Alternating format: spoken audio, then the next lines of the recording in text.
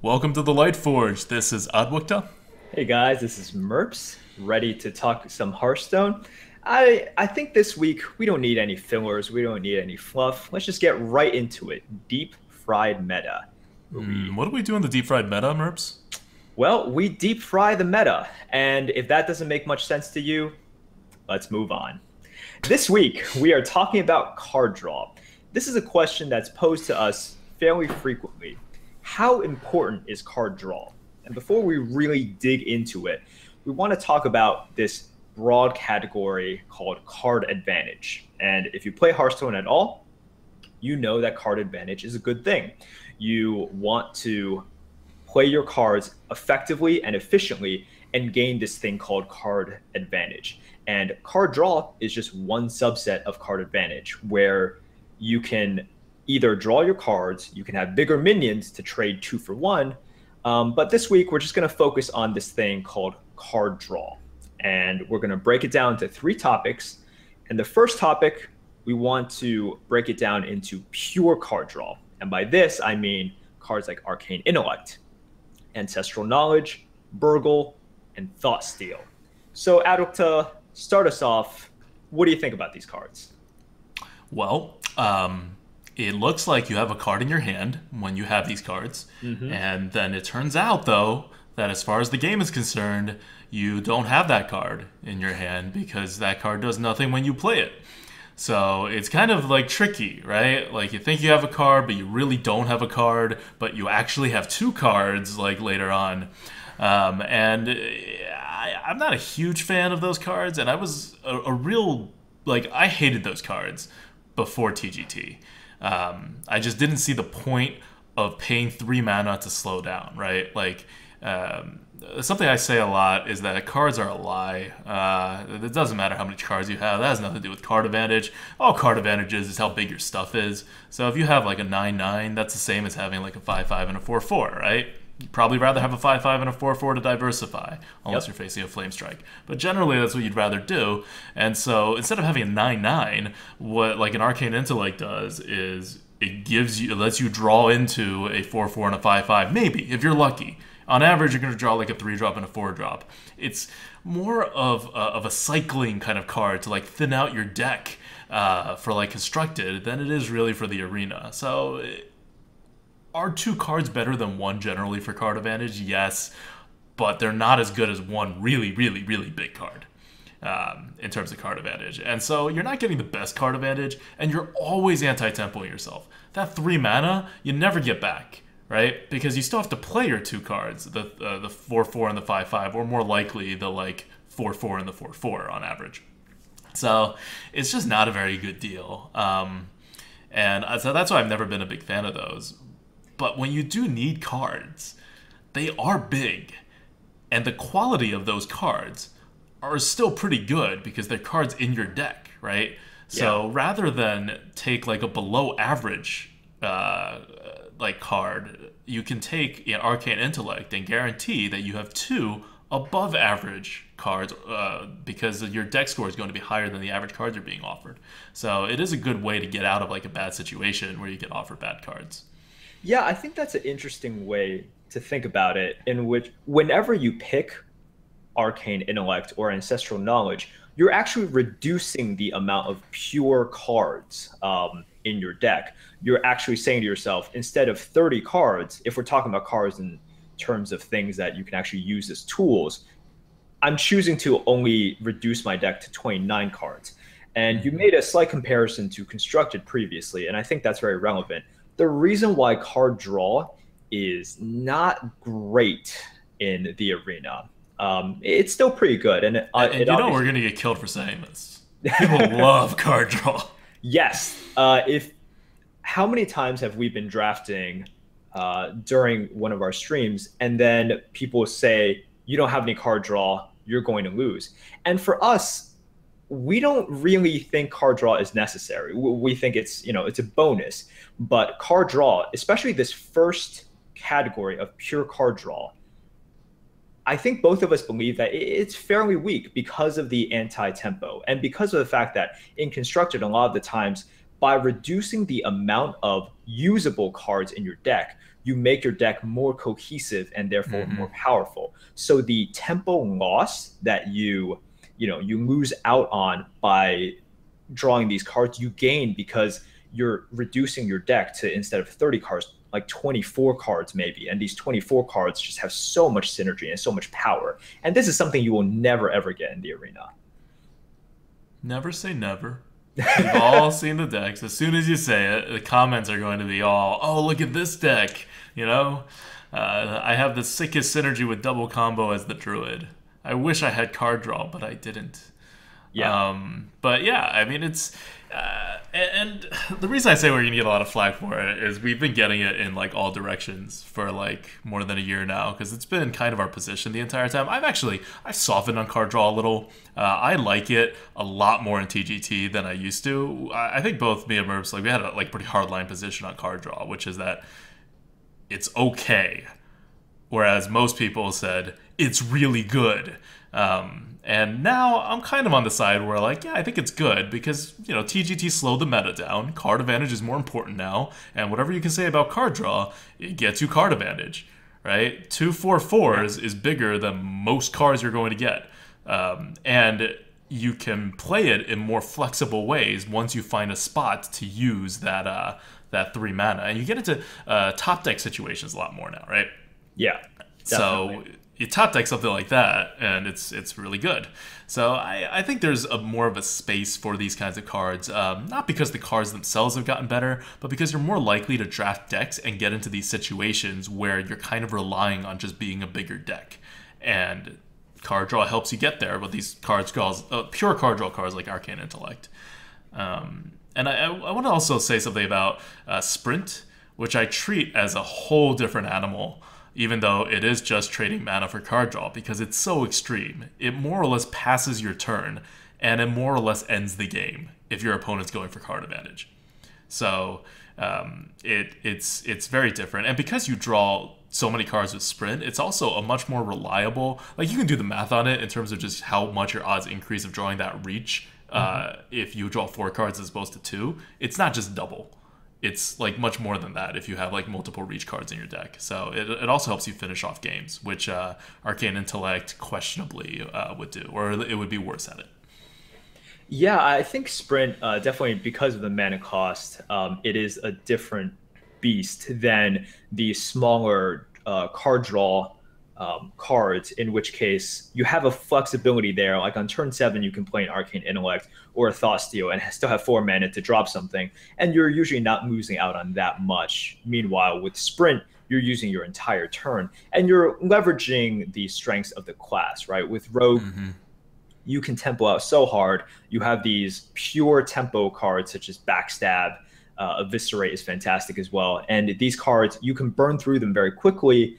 They give you the tempo you need, and then suddenly you cash in all of this tempo, not by, trading favorably or anything, but you cash it in by giving you this free turn, this 7 mana bank that you've been saving up. Yeah, and I think the important thing here is not that we think card draw sucks.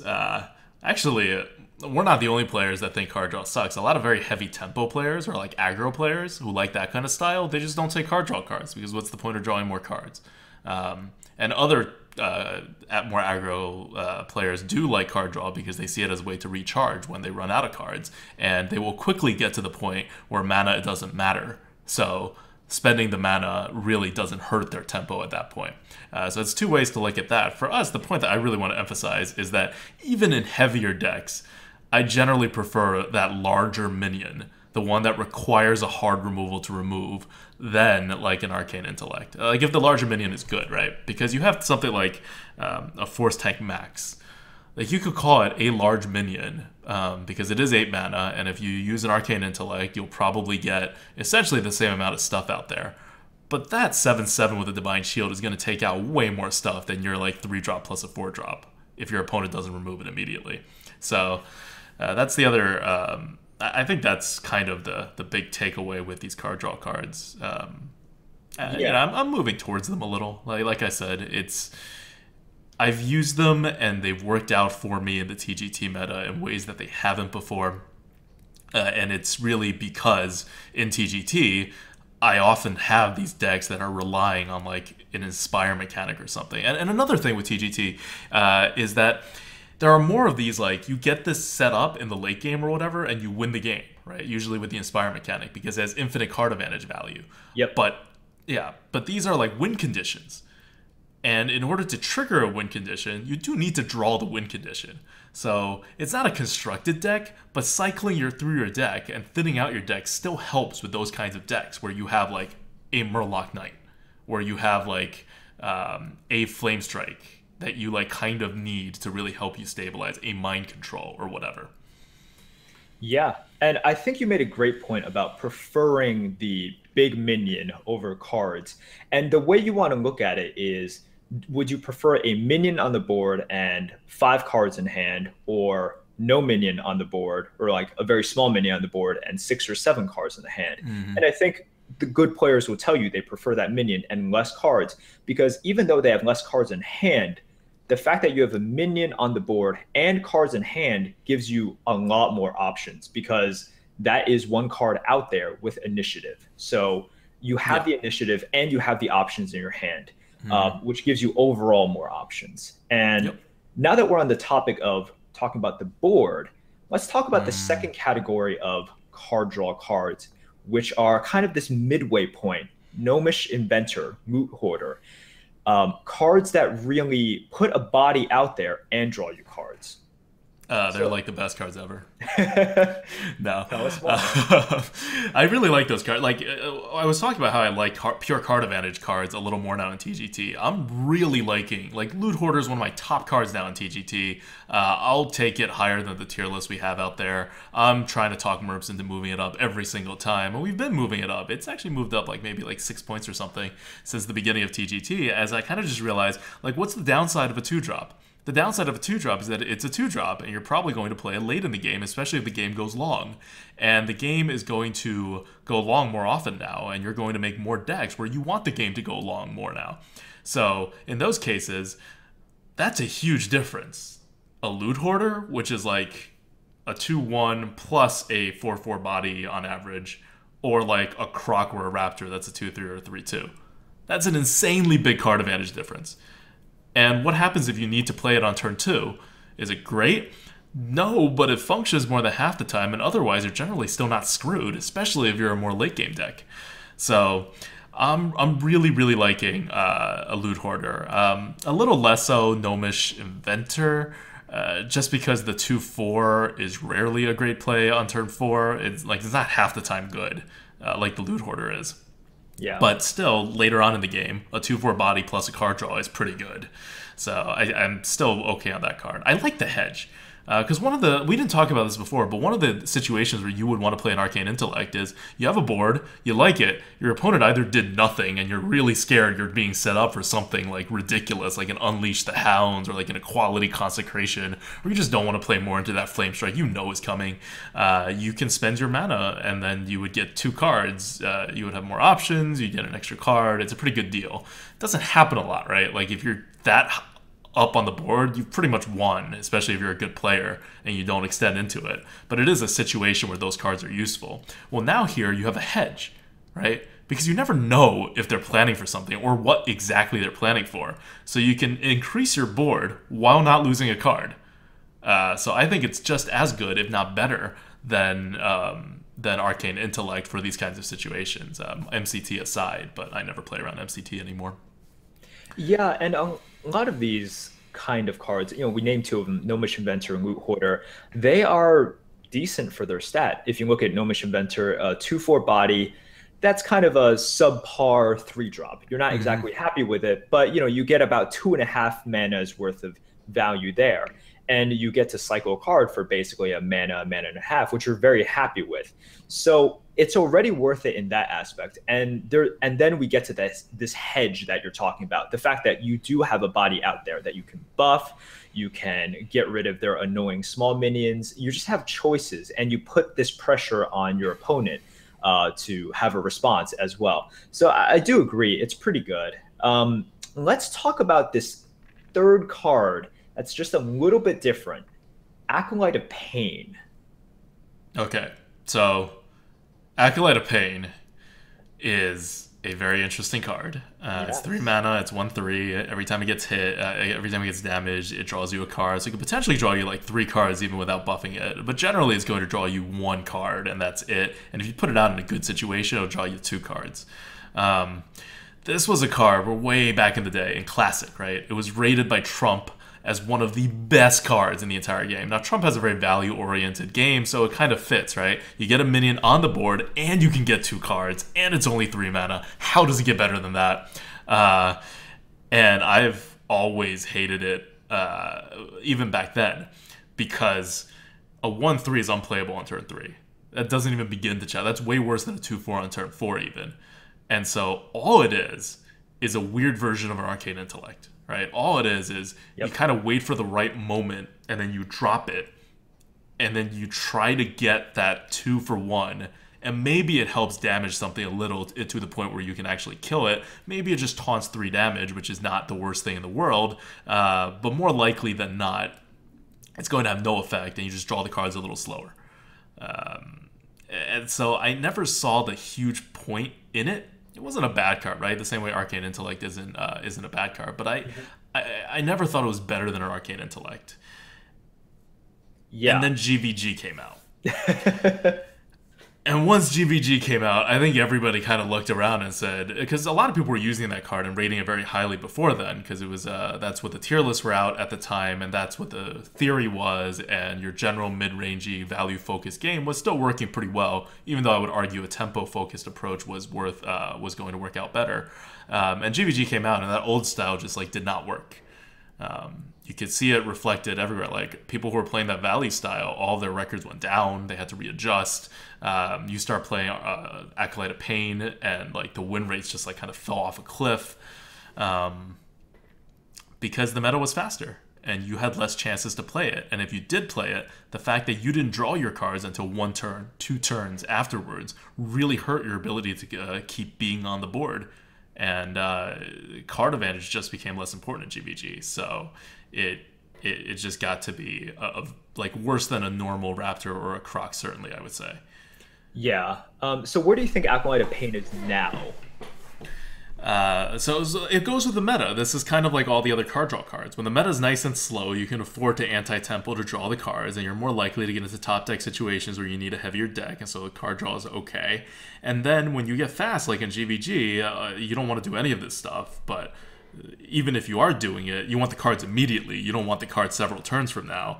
In the TGT meta, you can really afford to be slow, right? If you have those slow decks, you can afford to be slow, and you still retain kind of that. So, like I said, GVG was like really bad for Acolyte of Pain, and it was in the big picture, but in the specific cards, it wasn't as bad because a lot of token generators came around between TGT, BRM. You know, you have your like Imp Gang Boss, you have your, I don't know, Shielded Minibot, you have Implosion, you have Muster for Battle. So the potential value of Acolyte of Pain has actually gone up, even though your ability to play it went down in GVG. And now the potential value is still really freaking high because all those cards are still really good, like Muster for Battle, like Implosion. And now you can afford to be a little slow. So I think Acolyte of Pain is kind of at its peak usefulness right now in TGT. Yeah, I definitely agree. And you bring up a great point at the end. It's not about whether or not Acolyte of Pain can hit. It's about after it hits twice, even 3 times, potentially more if you get a huge buff on it. It's about what you can do with those cards.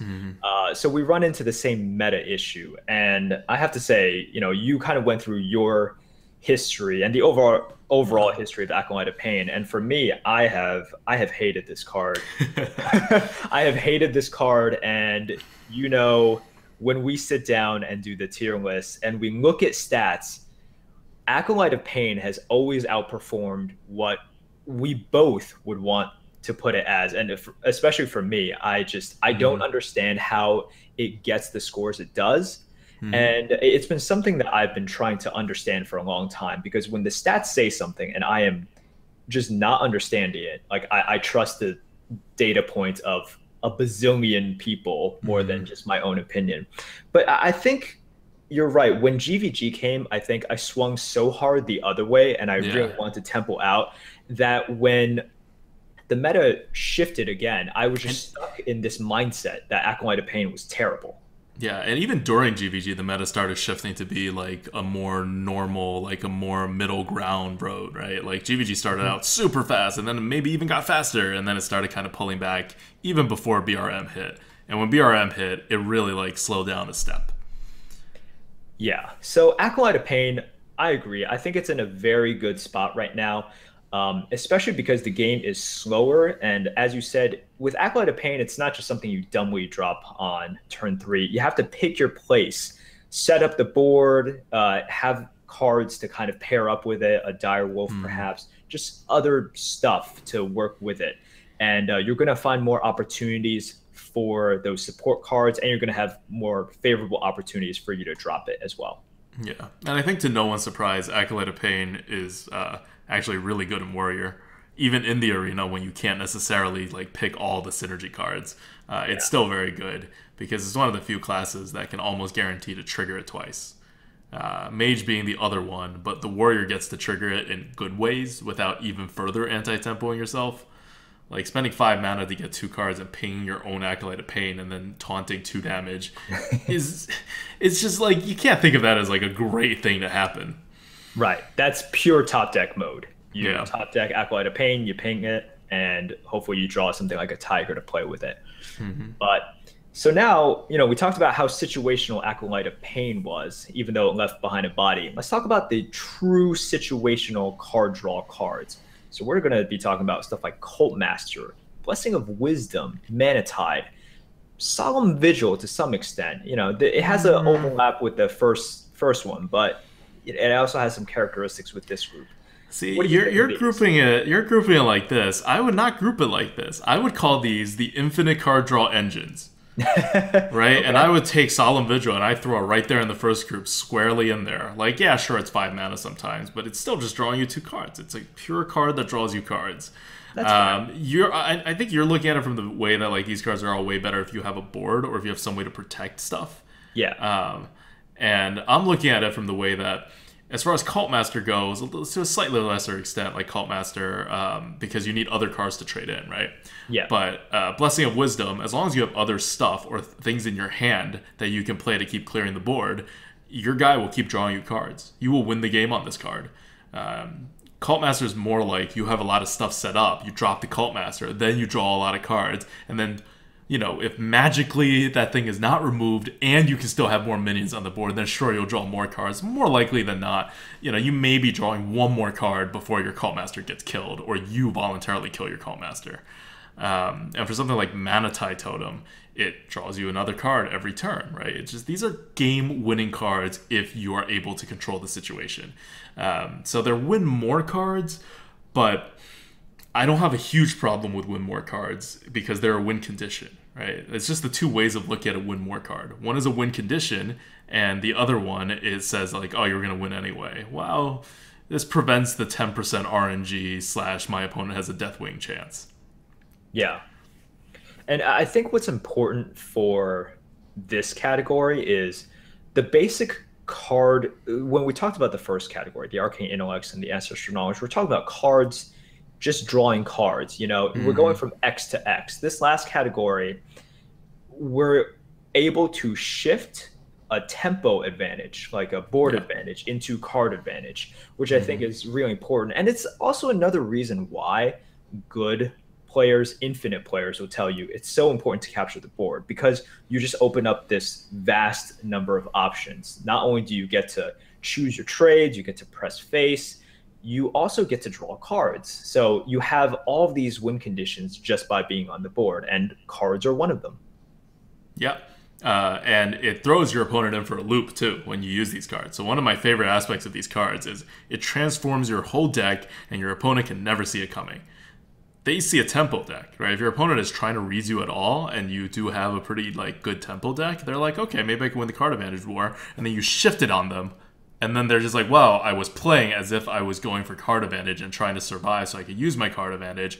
Now you actually have the card advantage, and you've lost a little bit of tempo, but you still kind of control the board, and you really hedge your bet there.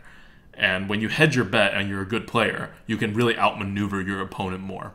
And so, things like when you trade in the Cult Master, right? Like when you trade in that guy with the Blessing of Wisdom on it, those are all very like key plays in a game. And I think good players are going to do that better than average players. And just recognizing what kind of an advantage you want, whether you want the tempo advantage at the time or you want the card advantage.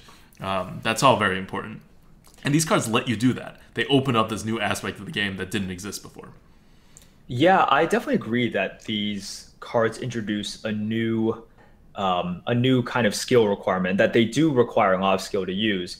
With something like Cult Master as well, I think a lot of times people tend to be very anxious and they just want to use the Cult Master. They see stuff on their board, they see stuff on the other side of the board, they see that they can kill with it, and they're like, all right, let's just take it right now, let's cash in. I get 3 cards.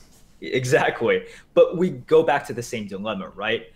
You're basically going back into that whole arcane intellect mindset, that acolyte of pain mindset, where you're using 4 mana, and yes, you're dropping something, but it's a weak 4/2. So many things deal 2 damage, and you're basically anti-tempoing yourself again. So that lead that you had, that board initiative, you're trading it purely for cards. And if you already had cards to play, for example, even if it's sometimes it's a turn 5 and people want to drop a Cult Master, if you have a Silverhand Knight in play, it's so much better. So much better. And what's wrong with next turn, right? You're going to have that Silverhand Knight, probably going to have that Silverhand Knight next turn, and you can see if it's going to be better to trade at that time. So with the Cult Master, it's not just about drafting it. It's not just about analyzing a deck. It's about knowing the exact right time to drop it and not getting too anxious to cash in.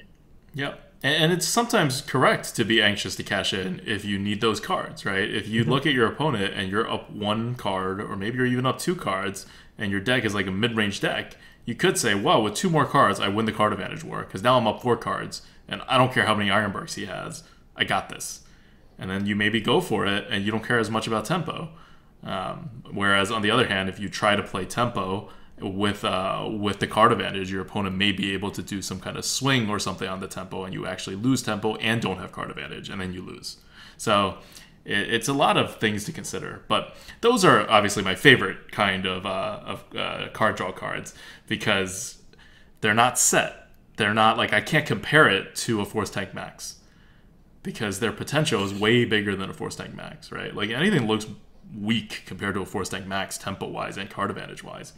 But as far as these cards go, they're a win condition in a way Force Tank Max typically isn't, in a way Arcane Intellect typically isn't, in a way Loot Hoarder probably isn't. Yeah. So going back to just the question that we posed like 25 minutes ago, how important is card draw? And we go back to the answer that you always hear.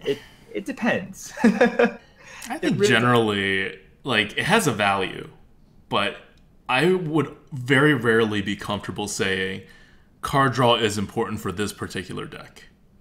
Yes. Because I don't think there's anything special about card draw besides that it lets you cycle through your deck. So if it's a combo-y deck where it has a ton of like card-to-card synergies, sure, right? If you have a few win conditions that you need to get to, or like a few like cards that for like reach that you need to get to in an aggro deck, sure. But it's got to have a fairly specific setup for me to think, oh yeah, I need card draw. Normally I'm thinking, do I need card advantage? And card draw cards always provide pretty good card advantage. Yeah. I think if there's one lesson to take away from this conversation, it's that you really need to identify the decks in which card draw is good, because it's not for every deck. It's not for the majority of decks, which is something that a lot of people seem to believe. And you know why people believe that, right? Well, because I think a lot of people take card advantage as literally, I have more cards than you, which is not the case. 10 wisps. Yeah, exactly. 2 wisps. When every time you pick a Boulder Fist Ogre, that's card advantage right there. Yep. You pick a Boulder Fist Ogre, that's like more than 6 wisps. Not as good as 7 wisps. Yes. But, yeah. So, and more than that, there's a kind of a different philosophy in Magic the Gathering. I think there's a lot of like leftover sentiment from like good players who came over from Magic the Gathering, which was really the most rigorous TCG that I think was out there, or at least that I knew of and that I played. And in Magic the Gathering, like card draw was like the best thing ever, like unless your red deck wins, or it's like setting up some like very specific, and even if you're setting up a combo, you want a card draw. So it was just all around generally good. And they came into Hearthstone and they were like, well, it's all around pretty good, except in Hearthstone, you get to dictate the attacks. So tempo is actually more important. And even if it's not, you can still get card advantage while getting tempo. You don't have to like anti-tempo yourself to get the card advantage, which makes all those card draw cards a lot worse relative to MTG. And I think that a lot of that leftover sentiment really creeped through, and the initial meta where card draw cards were actually like decent didn't help. Like it wasn't like a big wake-up call. And then GVG came and it was a wake-up call, and you start wondering, wait, why is this not good anymore? Does card advantage not matter at all? Well, no, even in GVG, card advantage mattered. It just mattered less, but anti-tempoing card advantage mattered even less. Yeah. Because now you're actually hurting the main part of your game. And at that point, it became very clear that the old MTG ways were like not going to be strictly applicable to Hearthstone. And it never was strictly applicable to Hearthstone. The differential was just small enough that it wasn't picked up on by most players, and even a lot of good players were not, I think, properly evaluating that gap. Yeah. All right, guys. I think we've deep fried the meta enough for this Oh, week. we deep fried that meta so hard. It was good. All right, time It's for like chart over now. time for what I believe is just the greatest question from the GOAT that we have had so far. All right. Prepare for this one. Okay, I'm ready. Advocta. That's If me. you could play a co-op arena run with anyone in history, who would it be? Ooh. Anyone in history, including dead people, who would be alive. They would be alive, and let's assume that they are in their prime. Whatever you want. Whatever I want. Okay. Okay. I guess this is gonna be such an obvious answer, but it's the first one that came to my mind, and I still haven't thought of something better than this. Because, so if you guys don't know, I'm Mongolian. Like my ethnicity is Mongolian. I'm very proud of it. I have like half of my relatives in Mongolia, and I go visit them like every year or so. And so Genghis Khan is one of my heroes of all time. Obviously, they actually worship him in Mongolia the way people here worship like Jesus or like the Kardashians, and so it's a very big deal. And so it'd be really nice to like have a nice co-op run with him. And on top of that, it's actually pretty relevant because he was like a master of tactics, right? He was. The Mongols had like no real technological advantage, like very heavily outnumbered, was attacking cities who were like heavily fortified, and they just won through like cunning and skill and tactics on horses. So maybe he could bring some of that onto the board state and like the tempo game. I'm not sure he'd be the best at card advantage, but as far as tempo goes, and as far as like maybe some like Art of War stuff, that's kind of the same general era of like, Art of War came before that, but it's the same general area of I can outsmart my opponent and I can figure out the ways to like preserve any advantage that I do have. Because Hearthstone's kind of like that. You guys start with very similar decks in the arena, no matter how control or tempo you go. And you just have to get that advantage. I think you'd be very good at getting the advantage. Special bonus is I would be playing Warrior, obviously, and Garrosh is the leader of the Horde, so I think he'd be very proud that the Horde is still strong, and I will just not tell him how not strong Garrosh is in the arena at this moment, and it'll be good. It'll be good to talk to the ancestors. Okay, I like your answer. You obviously are not a jerk because my answer has different motivations behind it. So I would pick. Are these motivations? Oh, okay. I was about to say, are they enough that we can actually say this on the podcast? No. Plato. I would pick Plato, esteemed philosopher. Generally a well-known person, but possibly a card player. Possibly a card player. Who knows? He had a lot of time to think, right? In deep thoughts, but I wouldn't pick him so I could pick his brain, ask him about his, philosophies. I would pick him Oh, you just should ask him to do card design. Ooh, yes. Oh, Plato would make good cards. He would make pretty great cards. But I would get him mostly just because I want to be a jerk and be like, hey, man, I'm pulling you thousands of years into the future to play a card game with you. What's up? And that would kind of be it. Just like to like establish dominance over Plato. Just shatter his world. So to be like, hey, look, we have computers. I can heat up food in a microwave. You know, you talked about caves and gods during your time, but no, we're gonna play some wizard poker. And so what you're basically doing is you're taking him out of the cave. Wow, that's deep, man. That's crazy. Deep frying this goat question. Wow, this is mind blown. Okay, what class would you play? Oh, I think it would have to be, I guess, priest. We'd have to be very slow and thoughtful, right? Yeah. Very slow, very thoughtful. Just like attrition. Just really get at the answers, the true answer to the arena. That's fair. All right, guys. And with that, the greatest question from the GOAT ends. All right. And on that note, we would like to thank all of our patrons. You guys have been wonderful, and we've finished collecting, and so you finished feeding the goat, and we'll actually get your names, and we'll give a nice thank you to our top patrons on the Lightforge next week. We could really if this was actually being so. Here's the dirty secret. This is not being recorded live. This is totally rigged. This is the only Lightforge so far not recorded in front of a live audience on Twitch. It is recorded humbly off stream because Merps is going on vacation next week, and we wanted to keep the Lightforge going, and we're going to hide it from everybody for 4 days before we release it at the normal time. So we don't actually have all the names of the patron yet. But thank you guys for feeding the goat. And if you want to support the podcast, it's patreon.com. Patron with a EON at the end, not the hated card that brings bad memories to everybody. Frothing Berserker is worse. Yeah, okay, that's fair. And / Grinning Goat. One thing though, I really hope they don't nerf Frothing Berserker because of constructed play. I really hope, because that's one of the few shining things that the Warrior still has in the arena. Please don't do that, Blizzard, if you're listening. Nerf the guy that's actually responsible, which is the Grim Patron. The arena will not miss him. Okay, so let's talk about our next topic. We just wanted to throw in a random topic here, which kind of follows what we were talking about with Simcopter on the last Lightforge about his losing streak following this huge increase in win rate, and how he's recovering from that, and how mentally it was. And this is a similar topic, but we've had some discussion going on Reddit and other places about anxiety when playing the game.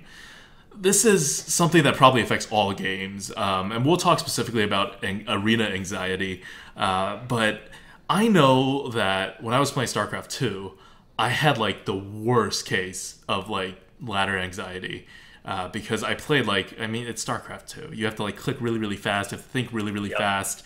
I'm not good at either of those things, so I don't know why I was playing that game, but I really like StarCraft.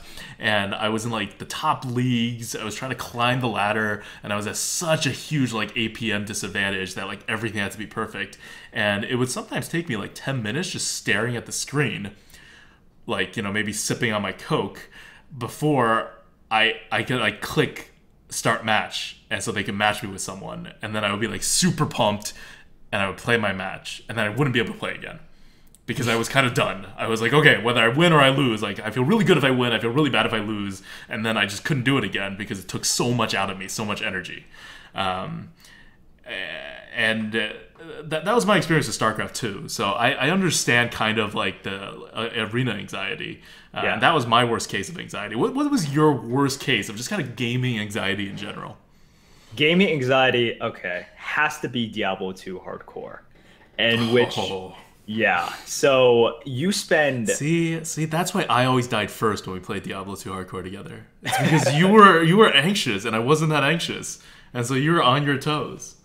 Yeah, I mean, it was the anxiety And also the well, you know how much I wanted to pick up loot as well. So I Yeah. always pushed at the very front of the line to try to pick up the loot. So there's that fine balance between greed and absolute stupidity. But I And if you did guys didn't just play Diablo 2 and only played Diablo 3, in Diablo 2 you had to fight for the loot because the loot just dropped for everybody, and whoever like clicked it first and had the best latency got it. Mhm. But that was my true anxiety because really you lose everything. Yeah, So for those of you who don't know Diablo 2, in hardcore mode, you only have one life. If you die, you lose everything on your character. the whole character, all the items, you have to start over at level 1. Yeah. So that was my worst gaming anxiety. And in terms of Hearthstone anxiety, I think a lot of people, when we stream, when we look at the subreddit as well, a common message we get is, "Oh man, I have this great deck, Yeah. absolutely amazing deck, and I'm just afraid to play it." Or even if they play it, they're like, "Oh man, I'm 8-0, and I just don't want to ruin it. I just don't want Yeah. to play it anymore." Um, and it's something that, I have to think back a long time to the beginning when I played Hearthstone, and I totally understand it as well. It's this idea of like expectations, and it's something unique with the arena because you drafted this deck. It already is supposed to be Yeah. better than the other decks, right? Because if you're just playing kind of the cookie cutter net deck in constructed, you might have a favorable matchup here or there, but you don't have this inherent advantage over everyone. So if you lose, you're like, oh well, okay, I Or just you lost should against be them. like that. Yeah, But I have exactly. my StarCraft experience telling me that no, no, you still feel it. I think the constructed anxiety is like just as strong, probably. I Yeah, know, like logically speaking, like you're right, right? You have a 50% chance to lose your matchup when you're playing constructed, and in the arena, you're only here like maybe you have a 50% chance to lose, but you generally have a very high win rate if you're a good player in the arena, much higher than 50%. Uh, but as far as the feeling goes, I don't know. I would still feel it. I know when I was getting legend in constructed in Hearthstone, I was feeling like very anxious, like past rank 5. yeah. And for this, I don't really get arena anxiety anymore. To be honest, I still get some streaming anxiety sometimes. It's one after another, compounded. A lot of people are watching you, and you're trying to think through all of your potential moves, and sometimes it's hard to concentrate, right? And we all do Yeah, better when there's no pressure on us at all. right, right. So we've talked about this arena anxiety for a while. So how do you deal with it? How do you get better at it? Okay, well, I'm not the right person to ask about how to. You seem to have conquered your anxiety as far as the arena goes. If you watch me on stream, I'm pretty fine. Like, I'm pretty comfortable streaming now normally. But then I get to like 10 wins, and you can see me like visibly get like a little nervous, a little anxious, and it just gets magnified the more viewers you have. But even without any viewers, like, even if I'm just like playing by myself and it gets getting into 10, 11 wins, I'm anxious. I'm still anxious. I'm not like crippling, like anxious the way I was at StarCraft, um, Yeah. but I'm still. You can see like I tense up. My pupils are dilated. I kind of like I sit up a little straighter. My voice is a little more shaky when you can notice if you haven't. Next time we get to a high win rate, you could like try to like dissect my voice. It gets a little shaky. My hands are a little less steady, and it's just I've been dealing with it because one, you kind of have to, and two, it does get like easier the more often you get into those situations and the more perspective you have about like if this is your second or third time you got to 11 wins, you're still not familiar with it, and it's still like the biggest deal if you win, right? If this is like your Right. first time to 12 wins with the Warlock, right? That's huge. By now, we've all picked up a ton of 12 wins with like everything. That it's not as big of a deal, but it's still like I still haven't gotten 12 wins with at least with about half of the classes in TGT. So I know not last night, Tuesday night. Actually, last night when we're recording this, but not last night when you're listening to this. On Tuesday night, I ended up with a 11-0 hunter, and I had not gotten 12 wins with a hunter yet in TGT solo. And so I was feeling, and the deck was not that great of a deck. I don't know how it got there. It was like a good combination of like good play and luck. And I was very anxious. I took maybe like a whole minute before I start queued up my next match to kind of calm myself. If you watch the video back, you'll see like a period of silence where I'm not even talking to chat or anything. I just needed to center myself because I also don't get 12-0s that often. I have a very high 12 win rate, but my 12-0 rate is probably lower than most, like than the mass majority of people who have my 12 win rate. I'm like the master of 12-2s. And so it would be a very big deal for me to get a 12-0, especially with Hunter and especially in TGT. And I felt it. And it worked out well. I did end up with 12-0, but I was reminded of the time, which happened the week before that, when I was, I think, 10-0 with a rogue, and then I went 0-3. And the run just ended, and it was a good rogue deck. And I was like... Those things happen. So I still get anxious, and I think the way you deal with it is you get more experience, and you try to like mentally put it in perspective, right? Yeah. Like, it's a huge deal if you don't get it. It really is, because who knows when you're going to next be in that kind of position. But you know for a fact that past a certain point of anxiety, it's no longer helpful and it's hurtful. So I kind of let the anxiety build to a certain point, and then I know it's going to the hurtful point, past the helpful point, and then I try to like logically clamp down on it as much as possible. And it's a struggle to do that, because if you could, you would just do it and we wouldn't have this conversation. Right. But I think you bring up a good point about just kind of repetition, experience helping you out.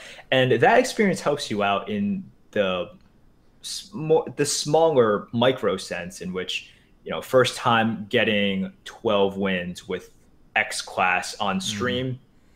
Once you get that, you kind of have this monkey off your back. But there's also this overall sense where you're just building up your confidence. And that involves really picking yourself back up after these slumps, in which Hearthstone, if you guys didn't know, involves just a tiny bit of RNG, a tiny bit of luck. Little tiny bit. Tiny bit. So even it's cute, really. That's how tiny it is. Not even noticeable.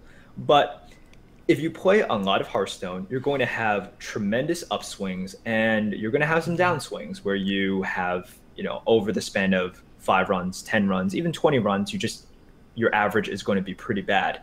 And by getting those low points and then picking yourself back up, after doing it quite a few times, you, even during the worst valleys, there's going to be peaks and valleys, even during your deepest valley, that this too shall pass.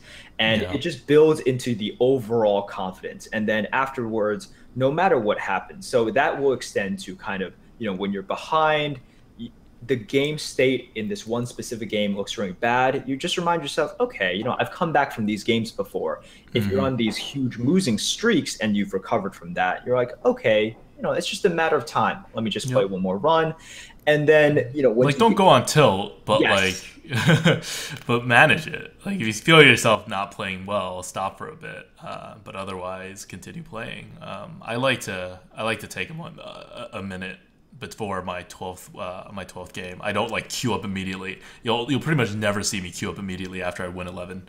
I always I go to the bathroom, I get a drink, I kind of calm myself down a little, prepare myself mentally, say, all right, this is the big game, this is the final boss, and then I go for it with a little calmer mind, because I know I'm naturally anxious.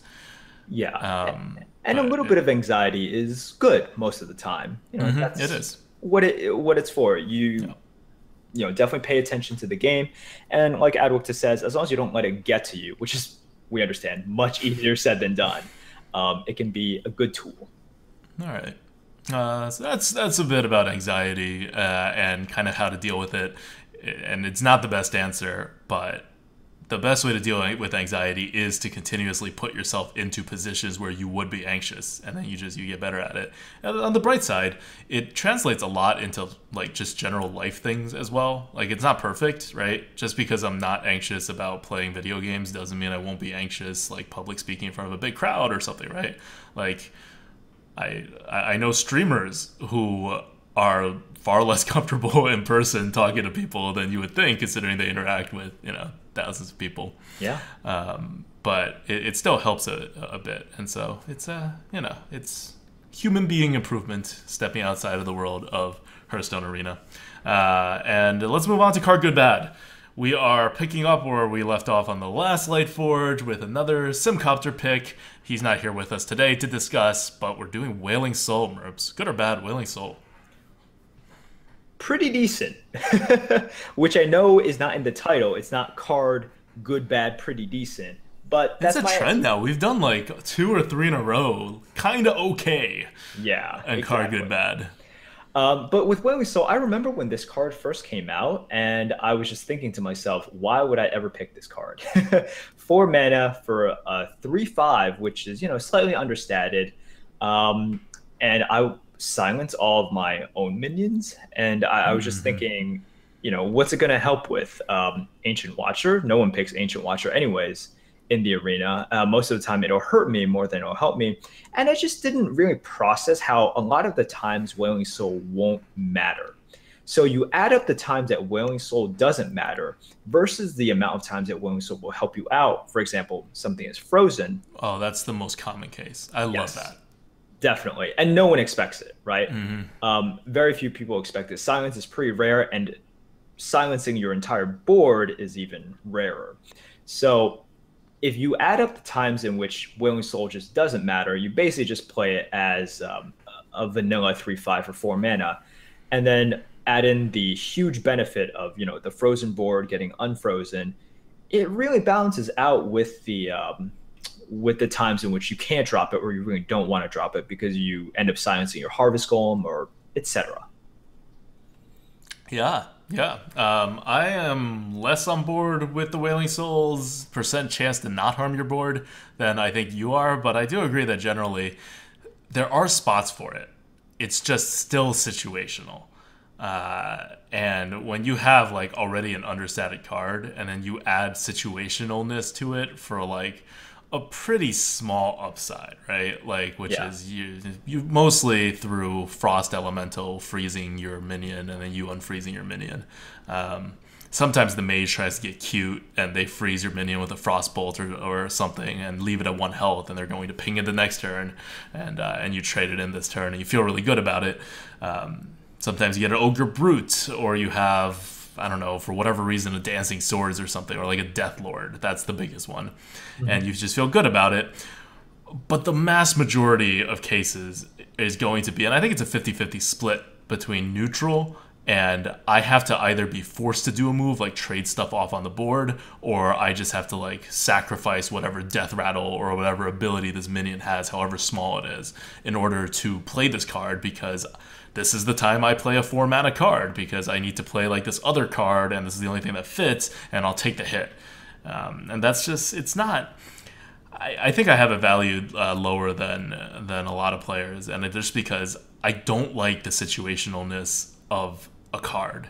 And if it is situational, it better have an upside. And this card has very little upside for a not too situational, but still somewhat situational thing. Like, what would you say is more situational? A Wailing Soul or a Youthful Brewmaster? Let's use Ancient Brewmaster. Ancient Brewmaster. Yeah, it's tough. It's really tough. I do agree, though, when you say that you're not a huge fan of Wailing Soul, I do think it did get worse in TGT. Yeah, because you have these infinite card advantage engines. Exactly. You have these engines, and a lot of the times when you have the board, Wailing Soul does really become a dead card. Before all these Inspire cards came out, a lot of times you could still drop it and you might lose a little bit of value here or there, but you didn't have this stuff like Mookless Champion out. You didn't have stuff, all of these Inspires like Kodo Rider out. So you just can't, you literally can't drop Wailing Soul during that time. So yeah, I think the Ancient Brewmaster versus Wailing Soul question, if it was before TGT, I would say, oh, Wailing Soul is fine. The Panda is just really bad. Getting stuff back into your hand. Yeah. But now the Panda's not that bad because the game has slowed down a little bit, and Wailing Soul is a bit more damaging. But, not to say I think that poorly of Wailing Soul, it's a decent card. Okay. I think that about covers it, because I know some people will never pick it, and I don't think that's the right answer.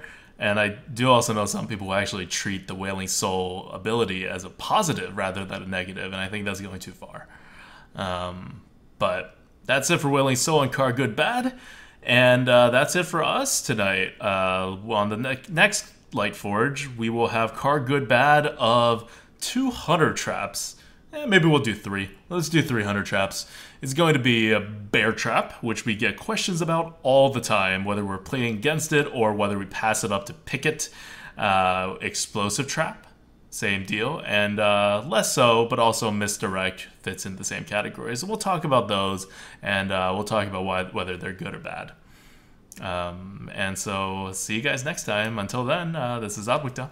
This is Merps. Take care, guys.